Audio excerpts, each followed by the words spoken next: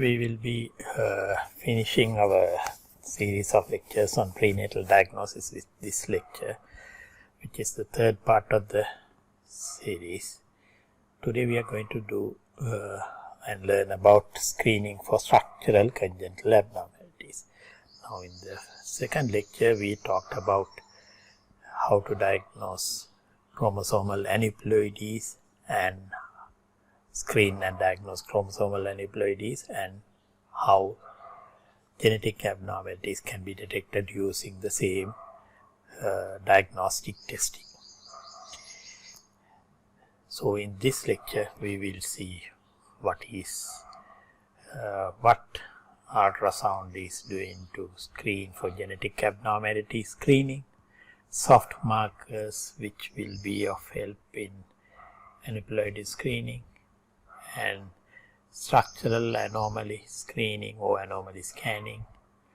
Then we will go into learning about what are congenital anomalies, what are the risk factors and causes for them, and a simple classification of congenital anomalies like single anomalies and multiple anomalies. Namely, we will learn about what is malformation, what is a deformity, what is a disruption, and what is a dysplasia. And then multiple anomaly syndromes, sequences, and associations. And then we'll talk about the general principles of management of these anomalies, which we don't really need to go into detail because it is outside the undergraduate curriculum, and little bit about future development like gene editing, gene therapy, and stem cell therapy.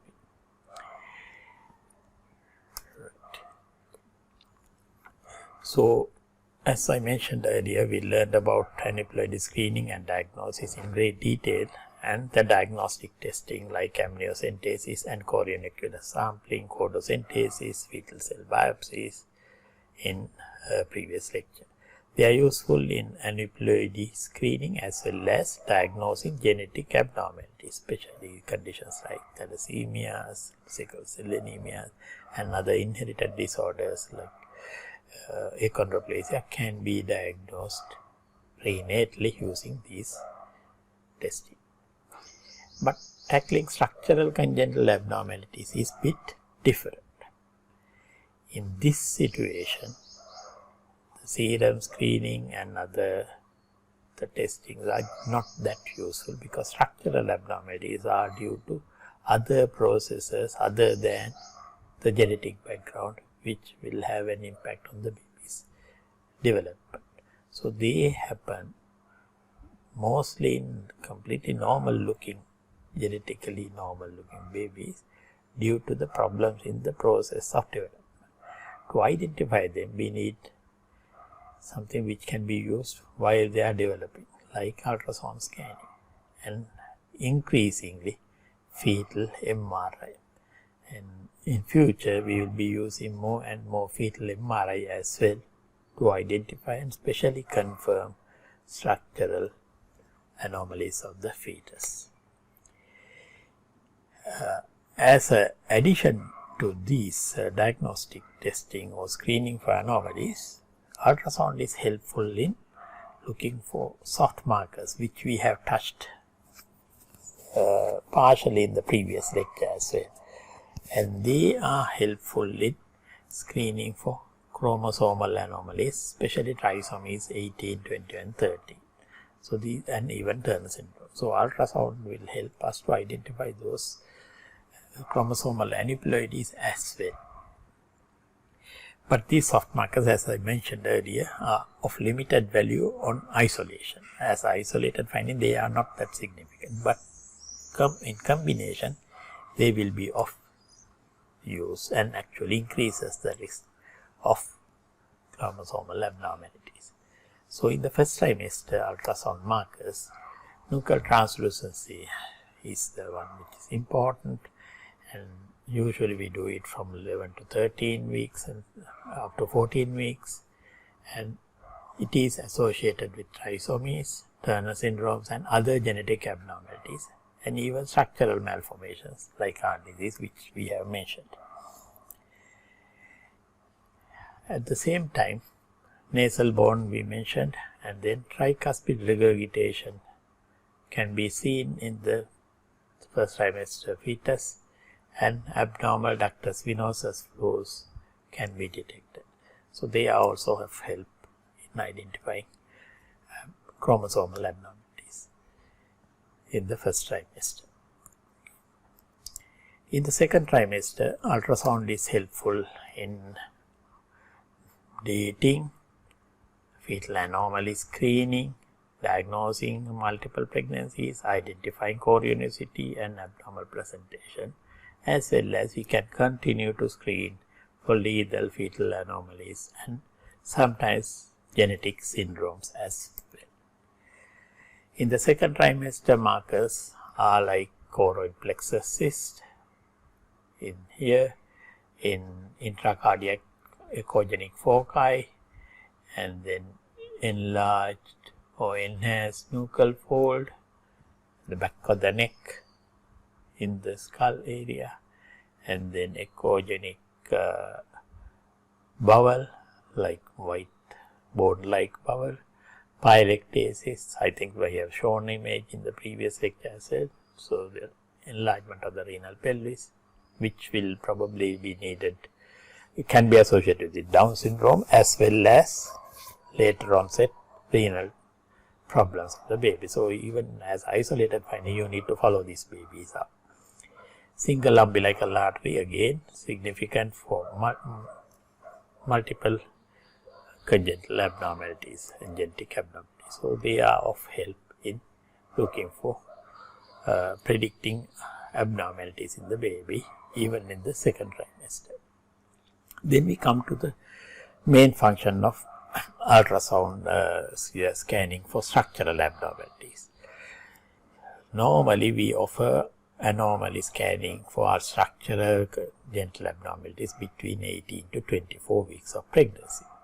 But in certain patients like epileptics who are on anti-epileptic drugs, which are generally prone to cause fetal abnormalities like neural tube defects or cardiac defect, they need screening earlier. Even at 16 weeks, you may be offering them anomaly scanning, early anomaly scanning. Ultrasound is increasingly used because majority of malformation, about 75% of the malformations are seen in low risk normal like pregnancies. 90% of the infants with abnormalities had low risk mothers. So, even those so-called low risk patients will have abnormal high risk babies. Because of that, ultrasound is at least helpful for us to screen and reassuring them. Anomaly scanning is a big topic. I am not going into detail, and you are not really expected to know the detail, but you need to know that it is offered around 18 to 24 weeks, and especially if you have a cardiac focus, you need to go around 24 weeks. We look at the head, the heart, abdomen, femur length, and the face. You can see the upper lip, nasal orifices and lower lip, and the side views and the occiput. Basically, all areas of the baby's body are screened, and any deviation is gone into detail. So, you need to look at the 4-chamber view, outflow tracts of the baby's heart, left and right outflow tracts. That will help us to come to an idea about the baby's heart and its structures, limbs, abdomen, all. So, when you do anomaly scanning, you go in a methodical fashion into all areas to identify them. Now, we come to discuss the congenital abnormalities. So, before discussing abnormalities in detail, we need to define what is a congenital abnormality. Congenital abnormalities are examples of discordant growth of an organ or part of an organ or other structures in the body, usually during embryonic and fetal life. So, that is the definition of a congenital abnormality. About 30% of the pregnancies are affected by these morphological errors. Since they die prior to delivery due to natural abortions or terminations, at the time of delivery, out of that 30%, it has gone down by 1/10 to 3%. So all births, about 3% of them will have some sort of a congenital abnormality. 3 out of 100 babies born will have abnormality. And most of them will be morphological. Some of them will have multiple abnormalities, another 1/3, with the underlying syndrome. About 3/4 of all affected babies survive up to 1 year. The long-term outcome, years to and more, depends on the pattern. Say if they have single isolated abnormality, their outcome is good, whereas if they have multiple, outcome is poor.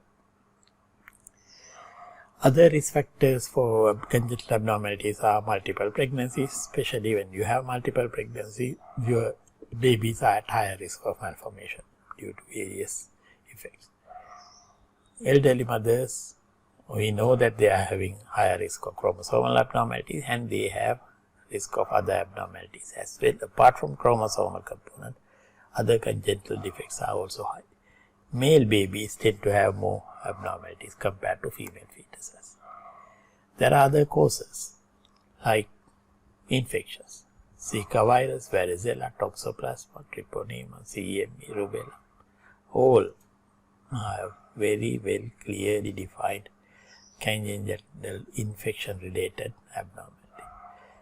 Drugs and chemicals like alcohol, cocaine, tetracyclines, androgens, coumarin, valproate, phenytoin, isotretinoin, all are associated with fetal abnormality. Mercury, lead exposure, polyphenols, again, radiation and hypothermia again can cause fetal abnormalities. So when you are counseling a pregnant woman, please make sure that you tell them about these exposures and how to minimize them. And in certain cases like varicella, always in pre-pregnancy counseling offer them to get the vaccination which can be prevented. Rubella, the same story. Because we are still seeing patients who have not taken their rubella. In certain communities it's common, so make sure that you need to advise them to get the vaccination. Then we come to the classification of abnormalities. It can be single abnormality or multiple abnormalities. When it is a single abnormality, there are 4 types. They can be malformation, disruptions, dysplasia, and deformities. When it is multiple, you can have a syndromes, a sequence, or associations. So this is the classification of all of them in one slide. Malformations are due to a tissue or organ undergoing abnormalities from the formation. So from the embryonic origin, they can have abnormality. They can have single localized defects or multiple localized defects. In single case, we call them malformation. And when that happens early, the later on development can show up as multiple related abnormalities, which is called a sequence. When multiple localized defects are there alone, you can have malformation syndromes. Sometimes they can be associated, they are called multiple associations. Then genetically or originally normal tissue undergoing various mechanical forces and their response, they undergo deformation. You end up with deformations and deformation sequences. Initially normal tissue develops, and then in the middle they undergo certain damage or certain changes, which is a disruption. It destroys parts of the tissue or the organ, and then consequent development can be a disruption or disruption sequence. Initially normal tissue during the development, a certain part or certain group of cells undergo this deregulated overgrowth or disproportionate growth, and then we end up with dysplasias and dysplasia sequences. So in a whole, you can have 6 categories of malformation: malformation syndromes, malformation sequences, deformation sequences or deformation syndromes, disruptions or disruption sequences, dysplasias or dysplasia sequences, and occasionally you can have malformation associations. So there are 6 or 7 types of abnormalities with regard to congenital abnormality. So these are common malformations and malformation syndromes. Captomelia, it's a dysplasia syndrome. Oligohydramnios leading to deformities. So premature rupture of membranes will end up here like this. Then here is amniotic rupture sequence, again premature rupture of membranes with in early pregnancy, whereas the placenta got attached to the head and they developed, and then due to lack of amniotic fluid, various contractures are developed in the. Here it is a dystrophic dysplasia. So this dystrophy, these are usually due to underlying chromosomal mutations or genetic mutations. So single congenital abnormalities, as I mentioned earlier, malformations are due to intrinsically flawed development of an organ or part of an organ or multiple structures of the body. So from the beginning, from the word go, they are abnormal. So this is a girl who has absent radius. It's a malformation. And then when they are developing, due to one abnormality, they can develop so many other abnormalities. Then it will become a malformation sequence. And so usually the tissue primordium or analgae is compromised before the development starts. And the organ or the system doesn't have the chance, never had the chance to develop normally. Usually these are called field defects. A field is a region of the embryo that responds as a functional integrated region. Say the nephron and the mesonephros and metanephros are the field of the kidney. So any damage in that area will result in multiple damages down the line in the future of the development, but it is a field defect. And it might involve multiple anatomical structures later on, but initial thing is in one particular area. Then we come to disruptions, which are usually sporadic morphological defects, isolated single defect. And they are due to factors extrinsic to the developing cell. So outside factors damaging developing cells or tissues are the reasons for disruption. So the normal potential of the tissue is there, but outside influences, radiation, chemical exposure usually cause disruptions. But the development potential is normal, whereas in malformation, development potential is abnormal. Usually it is chemicals, irradiation or fetal infections or certain metabolic abnormalities which manifest during the course of development are the reasons for disruptions. Heart defects due to rubella, neural tube due to valproate or other antiepileptics, microcephaly due to radiation, sacral aneurysm due to diabetes. These are all examples of disruption sequences from this. Here you have enzyme defects causing 21-hydroxylase causing increased androgen formation and virilized female genitalia, again a disruption. Phocomelia due to thalidomide, a disruption. Then the third type of congenital abnormality, isolated or single abnormality called dysplasia, where you have a morphological consequence of abnormal organization or the histogenesis. So, the development of an organ is abnormal.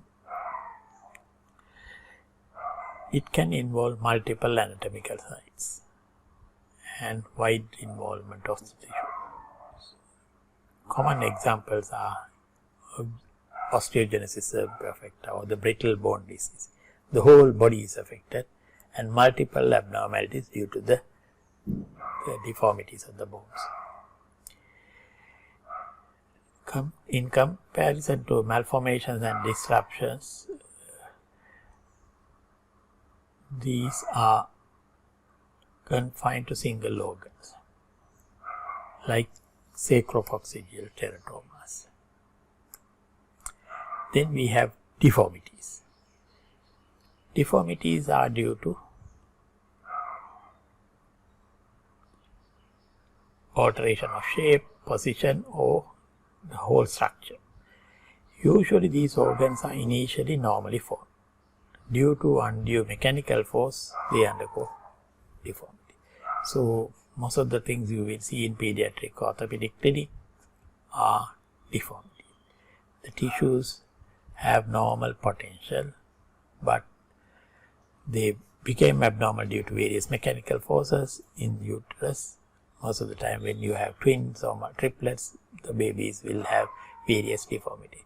And since the original tissue is still there and the potential is normal, they have a fairly good chance of reversal. Completeness of reversal depends on the type of deformity, but majority will have a normal outcome, like talipes equinovarus. So, this is a summary slide. You can see the development from early embryo to the birth, normally developed, malformation from the beginning it is bad, disruption initially normal tissue and influence and then disturbs, deformity normally developed and then due to external factors will become abnormal, dysplasias normal or abnormal things will develop with multiple ways due to overgrowth or abnormal growth. Then we have multiple congenital abnormalities.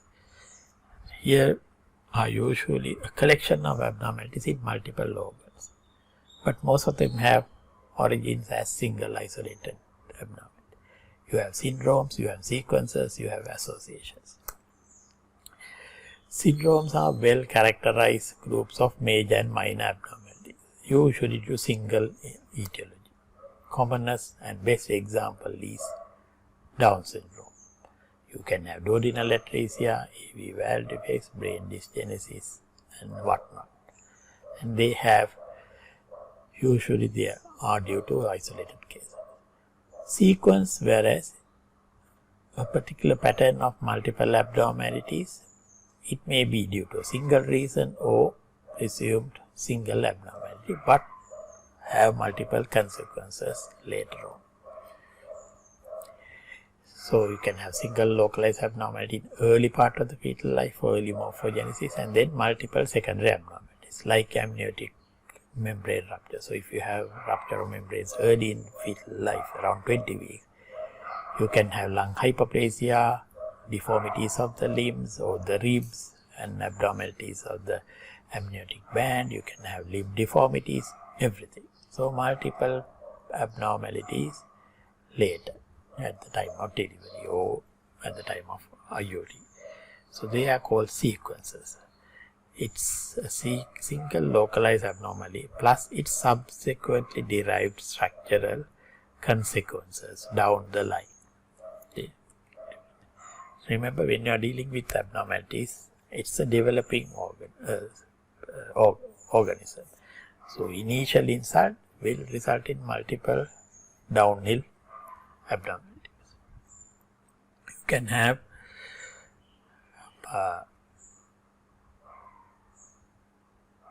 poorly formation of bone tissues causing malformations, unusual forces causing deformation, breakdown of normal causing disruptions, and abnormal organization causing dysplasias, and downhill causes like malformation sequences, deformation sequences, disruption sequences, dysplasia and sequences. So, each of these previously talked about single abnormalities can be result in multiple abnormalities or disruption or sequences in later life. Another example is meningomyelin. It's a disruption of the development of the neural tube, can cause bladder control problems, can cause walking difficulties, can cause innervation difficulties and muscle movement difficulties. So the baby can have urinary retention, infection, hydrocephalus and talipes and whatnot. Multiple abnormalities. But the initial cause is sick. It's a disruption. Then you have associations. They are related. Where these are abnormalities which are related not by the etiology or pathology. So pathologically or etiology wise they are not related, but they commonly occur together. Maybe we cannot explain their together occurrence at the present knowledge. Because of that we classify them as associations. So weight anomaly or vectoral anomaly is a common example. They can have vertebral defects, anal abnormalities, tracheoesophageal fistula, radial bone problems, renal abnormalities. All these abnormalities commonly go together, but still we haven't identified the gene or combination of genes which are responsible for them. Perhaps in future we might, but at the moment we classify them as associations. Weight association.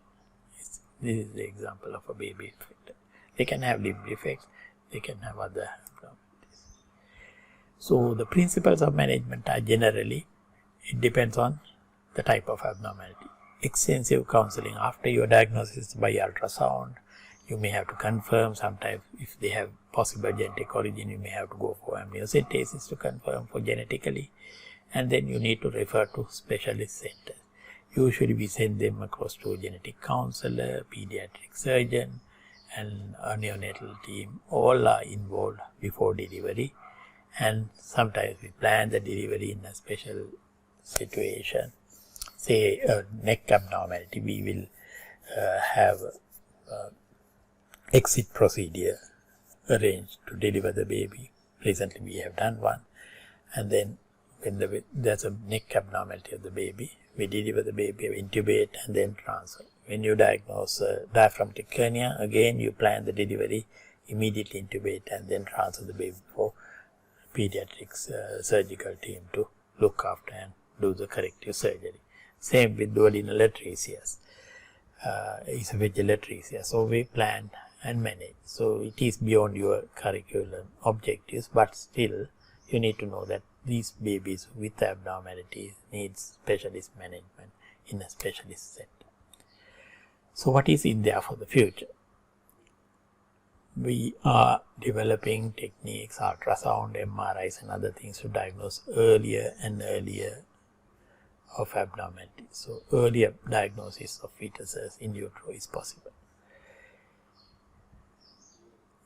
We may be able to, if they are due to single genes or collection of genes causing this abnormality, we may be able to edit their genes using newly diagnosed CRISPR-Cas9 system. And those corrected genes may be inserted into the fetus with gene therapy. And stem cells, again stem cells taken from other babies or even the same babies and then edited can be again reinserted. So in future most of these therapeutic procedures might happen while the baby is still developing. So a lot to do in the future with regard to prenatal diagnosis and treatment. Rather than waiting for the baby to deliver, we may be able to do it in utero while the tissues are developing. So in future the limits are very difficult to visualize. So everything is still open for you to do. Okay. So that will finish our lecture on prenatal diagnosis. If you have any queries, please do ask them in the forum for question. Thank you.